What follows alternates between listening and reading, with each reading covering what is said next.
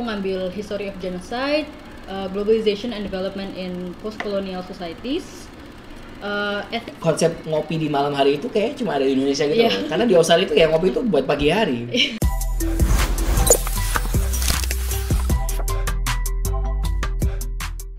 Selamat datang Smart People di podcast kami Ngobrol Delete, ngobrolin digital lifestyle. Kali ini kita ada kedatangan tamu spesial yang jauh-jauh dari Australia loh teman-teman. Datang hanya untuk rekam podcast bersama kami. Luar biasa kan dedikasinya.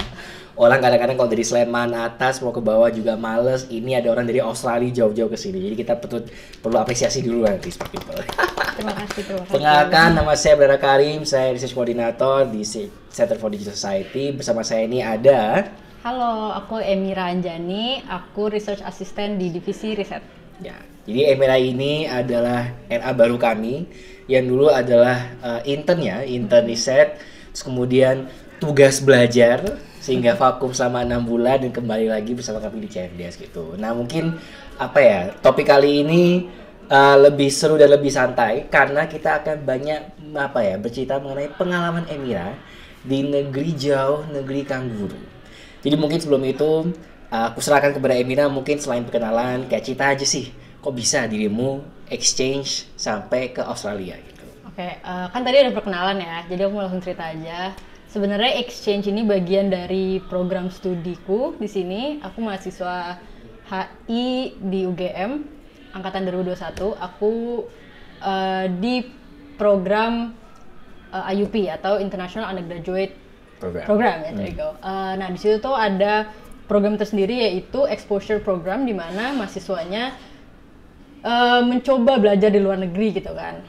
Exchange lah, tukaran pelajar gitu. Nah kebetulan aku dapetnya di Brisbane di Universitas Queensland. Gitu.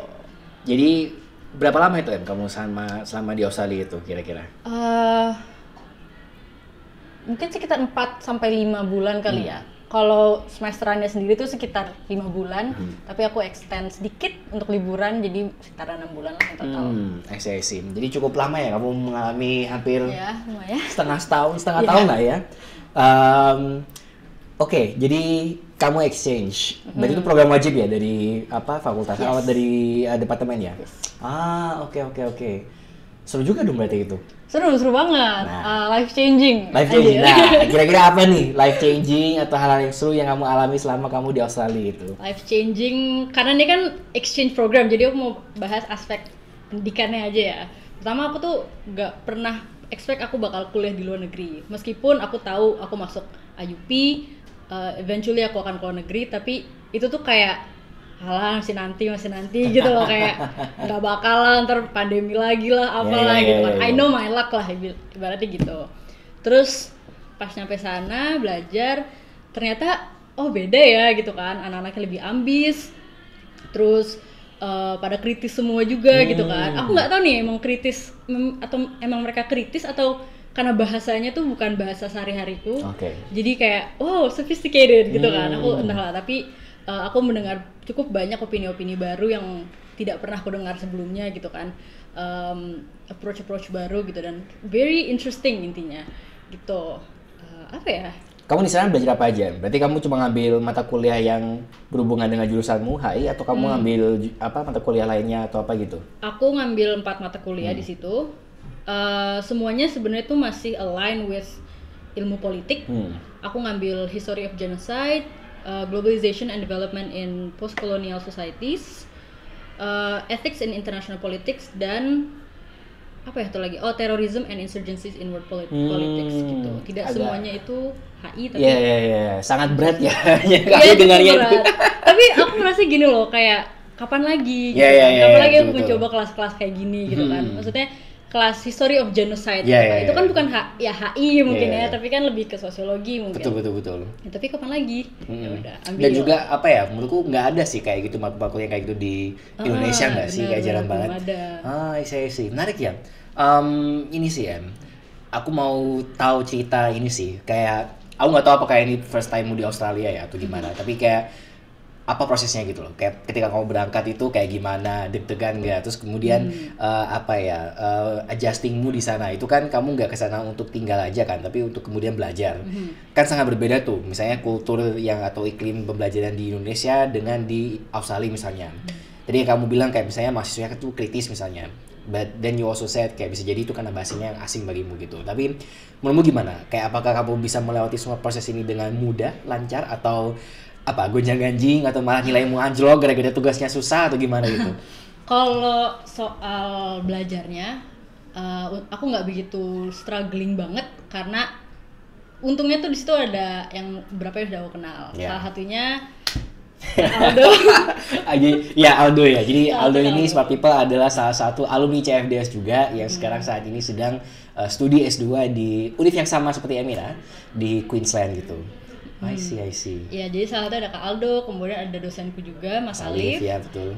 Jadi ya ada support system yang maksudnya aku familiar dengan mereka gitu loh. Jadi ketika aku landing di sana, meskipun aku berangkat sendirian, ngurus semuanya sendirian, aku ngerasa kayak ada orang kok di sini yang bisa bantu aku in case I need it gitu. Tapi jadi in terms of belajar ya selalu ada mereka gitu kan. Kalau misalnya aku butuh bantuan, misalnya ngecek paper aku udah bagus apa enggak gitu kan, aku kasih ke mereka karena mereka kan S2 S3 harusnya mereka lebih jago gitu kan. Itu ya dikritik lah sama mereka, oh ini kurang ini gitu. Tegang sih, apalagi kan ya mereka di atas aku Alfredo ya. Paham. Tapi ya udah it was a good learning experience juga buat aku. Kalau soal adjusting mungkin bisa dibilang I wouldn't call it like a struggle, tapi sesuatu yang baru tuh pasti ya adapting dengan the currency, harganya beda mahal gitu kan. Kayak beras nih kan. Oh iya, berapa itu di sana? Beras tuh aku beli yang 1 kilo tuh sekitar $7. $7 sekilo? $7 sekilo, so kayak 10.000 lah ya di sini. Iya, kayak mahal kali ya itu. bener aja gitu loh. Jadi Oh. ya udah aku beli yang 1 kilo itu aku irit-irit bisa 2 minggu. Aku makannya kentang, aku makan ini gitu karena roti tuh lebih murah kan. Jelas. Gitu.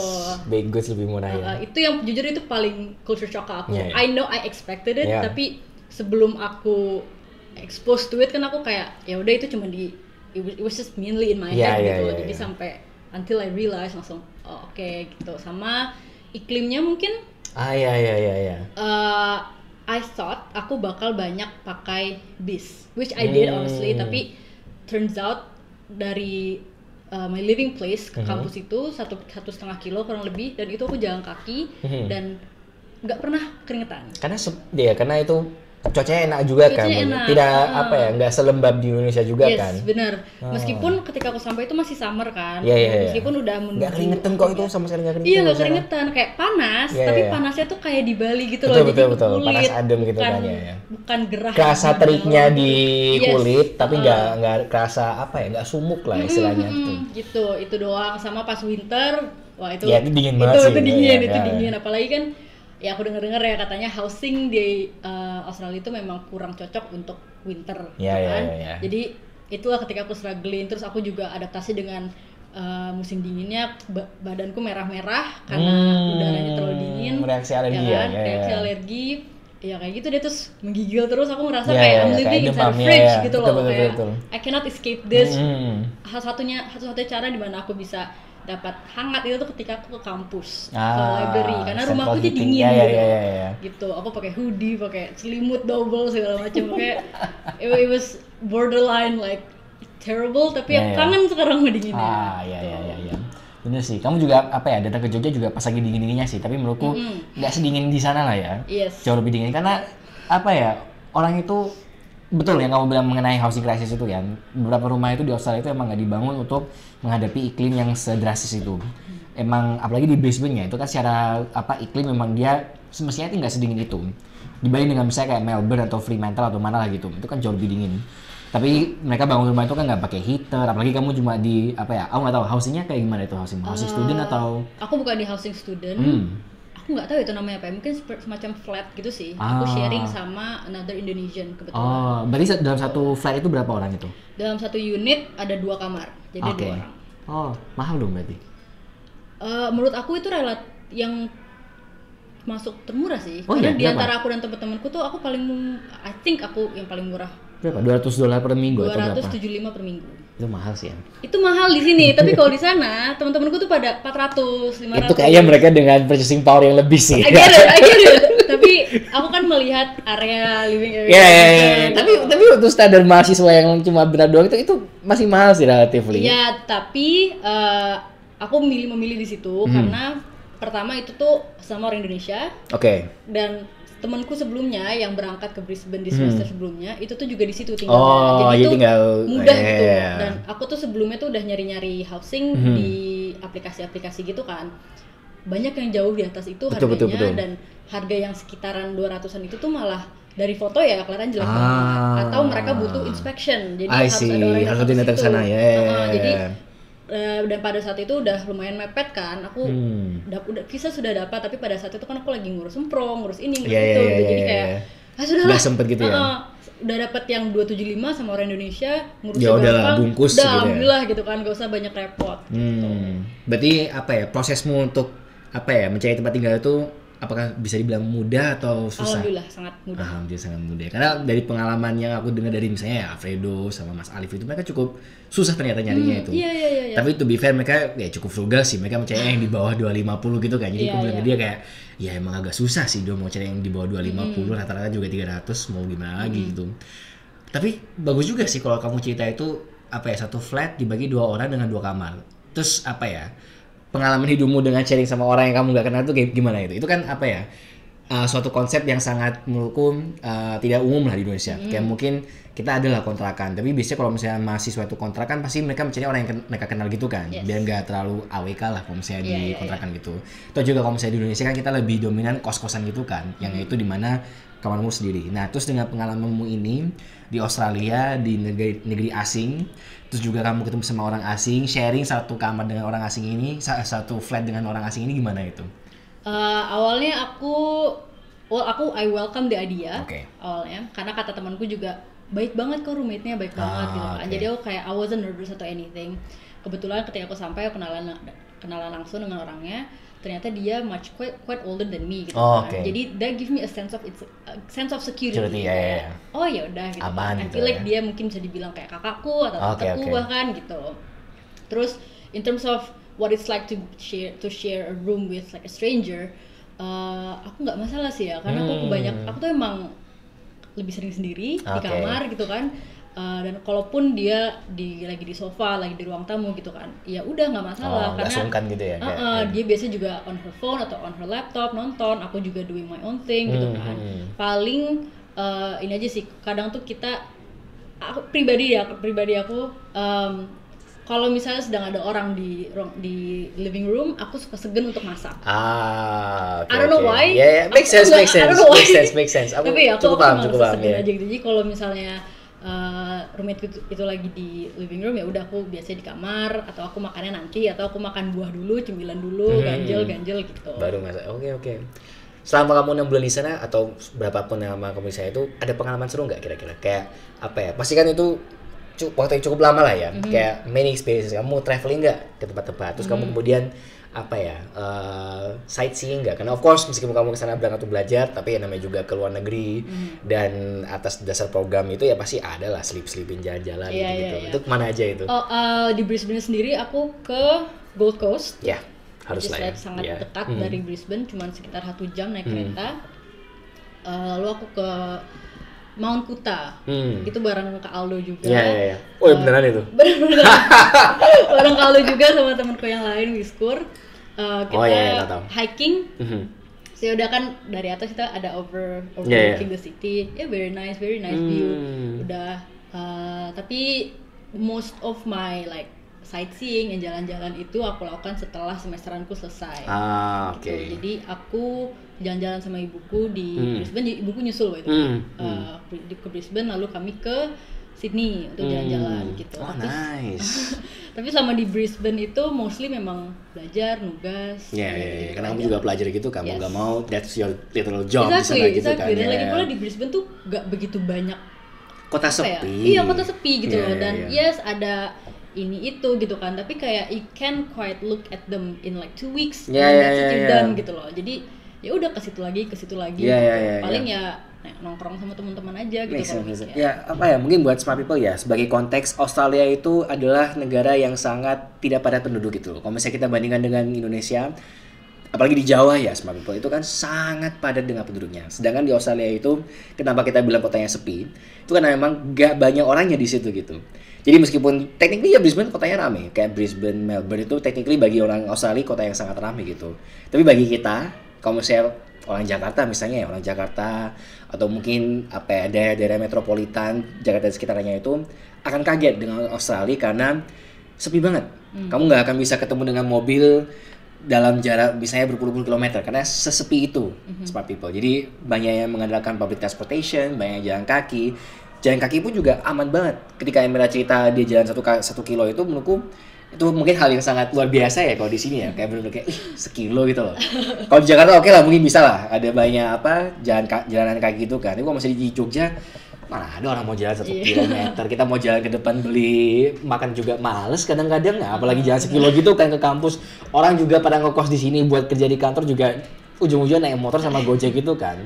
It goes to show how impossible itu apa it is gitu kan. Tapi selain dari itu karena jalannya sana disepi, jadi ya nggak masalah mau kamu jalan sebebas pun, nggak seperhatiin jalan pun juga aman-aman aja ya, udah rasa kayak benar-benar aman. Bahkan di Australia tuh or at least in where I live itu tuh kalau udah malam tuh sepi banget. Kecuali kalau hari Jumat atau Sabtu. Ya, biasa jadi weekend di depan rumahku itu ada, aku nggak tahu ya, tapi aku rasa yang dalam itu anak kuliah. I think they hold party quite a lot gitu. Iya, jadi suka kedengeran tuh jedak-jeduknya gitu kan. And itu kayak nemenin aku kalau aku lagi stay in gitu kan. Tapi other than that sepi, nggak ada siapa-siapa, gelap, dingin juga kan. Kalau meskipun summer malam tuh suka rada chilly lah gitu kan. Jadi it's scary at first, tapi lama-lama kayak it's very nice. Satu hal lagi, mungkin apa ya, culture shock apa yang kamu alami sama di situ? Jadi kan kamu udah cerita kalau misalnya harga pangan itu mahal di sana. Tapi selain itu apa itu? Kayak mungkin I don't know, mungkin kulturnya di sana kah atau apakah gitu? Oh ini, most of their shops itu tutupnya sore. Iya, jam 5, jam 6 udah tutup. Ya, bahkan jam 2, jam 3 ya, itu tuh sangat betul. normal gitu loh bagi mereka. Sementara kita yang kuliah, kan biasanya baru selesai kelas jam berapa gitu kan. Kalau kita mau let's say get coffee after gitu kan, mana ya gitu loh. Atau kalau misalnya weekend, kan I assume kalau weekend mungkin mereka open longer gitu kan, tapi tutup ya malah. longernya mereka juga ya jam 4, jam 5 gitu kan. Jadi ya udah nggak ada tuh yang namanya nongkrong malam-malam di kafe sini, kafe sana. Kayaknya itu budaya Indonesia doang. Bener. Nongkrong buat ngopi itu kayak budaya kita aja deh. Aku tuh pernah waktu itu lagi pulling an all-nighter di kampus ya kan, lagi nugas. Terus aku mumet lah, aku decide to take a walk di kampus. Tiba-tiba quite far from me ada segerombolan orang yang lagi nongkrong, sambil ketawa-ketawa, sambil makan, sambil minum. So kayak seru banget. Pas aku lewatin mereka, ternyata itu orang Indonesia. Jadi memang kultur nongkrong itu dibawa betul. Dan yang nongkrong tuh hanya orang Indonesia. Agak malu-maluin gak sih? Tapi kayak I really like it. Aku seneng banget ya. Aku cukup paham, cuma ya itu sih emang kayak budaya nongkrong malam-malam habis apa ya, working hours, habis kuliah itu kayaknya apa ya, cuma ditemukan di Indonesia gitu kan, bener-bener kayak apa ya, bahkan konsep ngopi di malam hari itu kayak cuma ada di Indonesia gitu loh. Karena di Australia itu ya ngopi itu buat pagi hari. Makanya kafe itu bukanya itu pagi hari, tutup siang, karena mereka yang beli kopi itu cuma di jam-jam itu juga kan, kayak orang yang berangkat kuliah, berangkat kantor gitu-gitu. Ya udah ngopinya di sana itu. Kalau udah sore malam ya istirahat gitu kan. Pulang ke rumah capek. Ini malah kita nongkrong sampai tengah malam. Sambil makan, ada cemilan banyak gitu kan, sampah, itu keren banget. Seru banget gitu. Aku paham kalau itu seru ya, tapi kayak mungkin bagi orang sana itu kayak cukup asing ya, makanya agak susah ya, culture shocknya ya. I see. Tapi overall gimana nih? Apakah apa ya? Oh, it sounds like you enjoy it. Tapi kayak apakah ada kayak anything that you miss di Indonesia yang kamu gak bisa alami di sana, atau anything you miss in there that you can't get here gitu misalnya? What I miss from Brisbane is definitely the weather. The walking, hal-hal yang tidak biasa aku lakukan di Indonesia. Tapi ketika aku di sana, yang aku sangat rindukan dari Indonesia itu selain dari makanannya ya, obviously. Itu ke accessibility-nya. Contohnya misalnya aku lagi nunggu bis gitu. Ya sebut aja aku lagi di stasiun Indonesia gitu. Lapar dikit tuh pasti ada aja yang jualan apa kek, ya kan? Sementara kalau di sana tuh nggak selalu gitu. Nggak selalu ada ya, jauh juga ya jalan-jalan. Jauh gitu. Dan mereka tuh tokonya proper, sementara kalau kita kan ada kaki lima, kita ya, bisa ya. milih lah meskipun I ya see. contohnya sebenarnya di stasiun Tugu gitu kan, Ya. nunggu kereta nih, ya ada sih roti O gitu Ya, kan ya, misalnya, ya. tapi Kalau mau keluar di dikit luar juga itu bisa juga ada jual wedang lah, jual apa lah, jual apa, sate-satean lah gitu. Meskipun Jadi, mahal lah ya, iya. tapi ya understandable. Regardless, Ada opsinya very lively kan, gitu. iya. Dan kalau malam pun mereka masih banyak gitu kan. Sementara kalau di Australia, kalau misalnya aku malam-malam nih pulang dari rumah teman, misalnya malam-malam di bus station, di bus stop lapar apa-apa, ya paling I have to rely on vending machines gitu. Yang mana cemilan-cemilannya itu ya cuma chips doang gitu ya. coklat gitu-gitu dan more expensive dan dari mereka beli di betul. Jadi betul. males lah belinya, udahlah tahan lapar sampai rumah gitu. Isi bener sih. Definitely sama ini. Nggak ada azan. Nggak ada azan. I thought it would be something yang aku nggak bakal sadar. Tapi ternyata sadar gitu. Apalagi pas lagi bulan puasa. Kan aku puasa di situ. Iya. Bener, kamu lagi puasa. Gimana tuh puasa di sana itu? Not too bad. Nggak lama. Pas lagi sama ya. Persis kayak kurang lebih sama persis sama Indonesia. Mungkin beda 20 menitan. Gak kerasa. Gak kerasa ya. Tapi ya itu yang aku gana tuh kalau mau buka puasa tuh ya udah lihat jam, udah waktunya buka gitu kan. Sementara kan kadang kalau misalnya kita dapat notifikasi gitu kan, kadang tuh kita skeptis gitu kalau misalnya di sini ya dapat di notif udah buka nih tapi belum azan. Belum pasti belum tahu nunggu azan gitu kan. Nah di sana tuh enggak, jadi ya udah kita harus percaya sama waktu itu gitu loh, jadwal yang udah dikasih gitu. I thought I wouldn't miss it, I thought aku bakal nggak sadar, turns out I did. Karena kamu cukup lama ya di sana, jadi kayak mulai memperhatikan bahwa ternyata wah nggak ada azan nih gitu. Puasa juga bingung, I see. Terus kamu di sana gimana? Apakah friend groupmu gimana itu? Apakah ketemu dengan orang-orang Indonesia kah atau only play with the Indonesians kah atau kamu juga bermain dengan orang-orang Aussie kah atau gimana itu di sana? Mostly aku main sama orang Indonesia. Jadi aku punya dua group of friends. My first group of friends is yang sama Kak Aldo. Ya. Yang kedua itu sama my girlfriends. Oke. Beberapa dari mereka juga anak UGM dan ada juga anak UI. I really love them. Karena mereka sama Indonesia, kita juga sama-sama kayak menjalani semua bersama gitu kan. Masih ada noraknya, masih ada kaget gitu kan. Jadi very nice. Tapi aku juga sempat dekat sama beberapa orang asing, like a little group of friends. Mereka itu dari isinya orang Malaysia, orang Australian and Japanese, which is fun. Tapi eventually tuh aku mulai lelah berbicara bahasa Inggris all the time. Karena di kampus juga ngomong bahasa Inggris kan. Bisa gitu ya ternyata. Iya, and aku sehari-hari tuh di rumah juga ngomong bahasa Inggris gitu. Tapi turns out ketika we're expected to speak English, malah ada aja capeknya gitu. Jadi malah pengen sama teman-teman Indonesia ngomong bahasa Indonesia gitu kan, atau kayak mengumpat-ngumpat pakai bahasa Indonesia gitu, atau kayak kita yang ngobrol nih, misalnya Kak Karim ngobrol.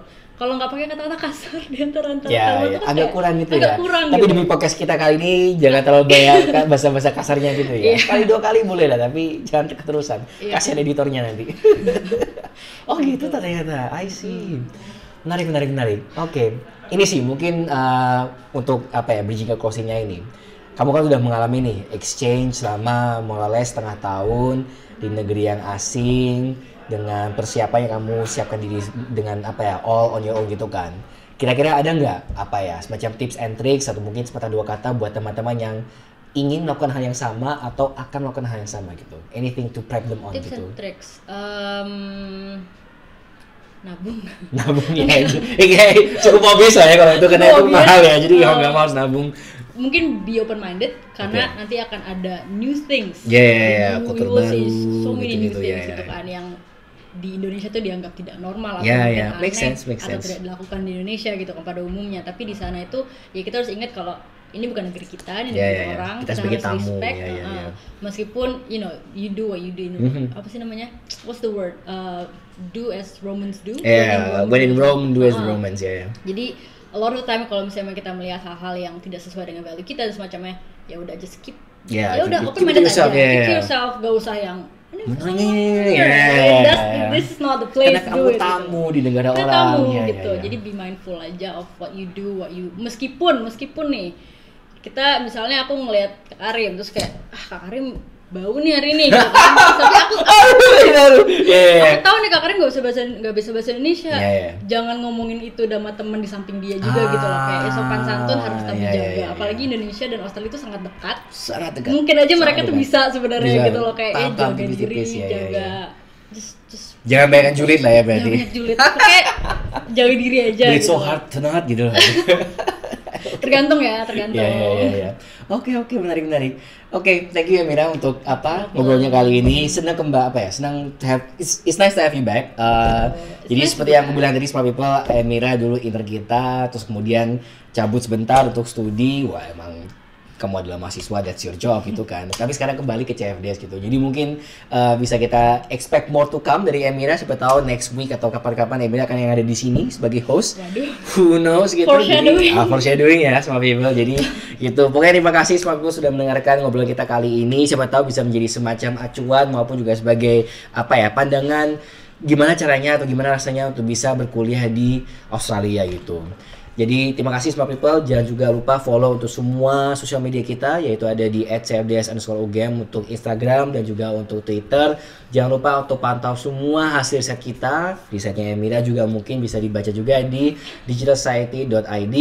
Dan jangan lupa untuk follow YouTube ini, di subscribe, jangan lupa nonton semua episodenya. Pokoknya follow lah semua CFDS itu loh, kalian gak akan nyesel lah intinya gitu. Thank you, sampai jumpa di episode berikutnya. Dadah.